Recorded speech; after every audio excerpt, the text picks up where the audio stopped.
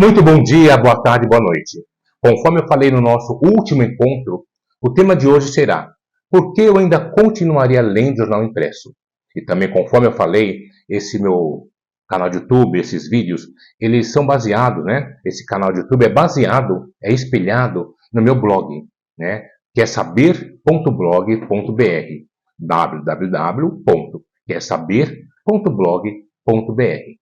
Tá? E na época que eu escrevi esse artigo para o blog, né? Na época, ainda tinha muito jornal impresso, quer dizer, não muito, né? Já estava se tornando raro. E na época o tema do blog era por que eu ainda continuo lendo jornal impresso, né? E de repente alguém pode perguntar, né? Falar, não, mas existe jornal digital. Eu vou explicar por que eu não leio jornal digital, né? Jornal impresso também praticamente não tem mais. Porque para você ler o jornal digital, você tem que fazer assinatura. E aí você vai estar sempre bebendo da mesma fonte, sempre tendo acesso apenas àquele veículo de comunicação. E aí que está o perigo. Quando eu lia jornal impresso na época, eu costumava ler 3 vezes por semana, mas nunca os mesmos jornais, justamente para fazer uma cariação, né? Porque às vezes você acha ler sempre os mesmos jornais, revista, sempre o mesmo canal de televisão, sempre o mesmo canal de notícias. Você acha que está bem informado, mas geralmente você não vai estar bem informado. Você vai estar cheio de informação, mas não bem informado. E aí é aquela coisa, você vai estar completamente certo dentro daquilo que você conhece, só que totalmente errado dentro daquilo que você não conhece. Eu vi uma matéria uma vez, né, passou que na Finlândia é um país praticamente imune às fake news. E um dos motivos é justamente esse, a alta tiragem de jornal impresso. E também que as crianças, desde cedo na escola, elas aprendem a fazer recorte e fazer as perguntas básicas, digamos assim, que seria o que, quem, quando, onde, como. E aí a criança, você também deveria tirar a conclusão, né? Então, o que, quem, quando, onde, como e conclusão. Vamos decorar? Ó, quando você fala que tá tudo legal, tá ok. Quem falou? Quando? Esse dedo aqui que muitas pessoas mostram quando estão com raiva. Aqui, ó, é o dedo onde é colocada a aliança. Onde? E como esse dedo pode ser assim tão pequenininho? E a conclusão. Então, o que, quem, quando, onde, como, conclusão. E eu lembro que, inclusive, na Finlândia teve uma notícia de que o governo estava tirando os filhos dos seus pais para dá-los a casais homossexuais. Obviamente, quase ninguém deu crédito a essa notícia, porque eles já estavam vacinados contra fake news, e essa vacina se chama justamente informação.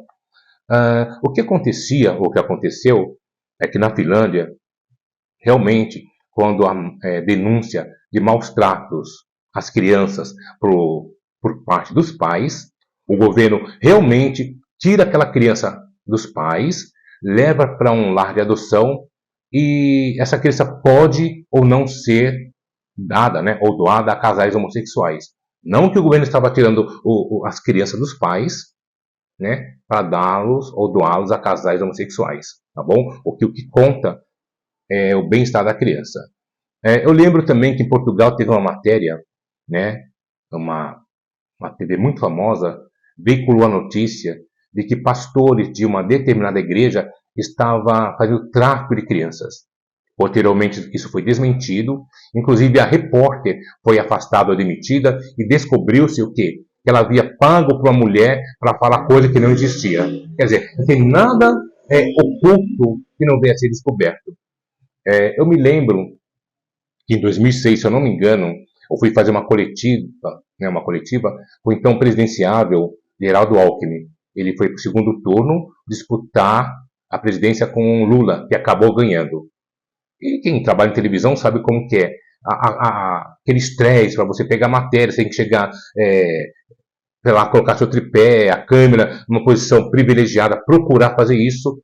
E mesmo assim depois, pouco antes de começar a coletiva, chega alguém, entra na frente, aquela coisa toda, enfim.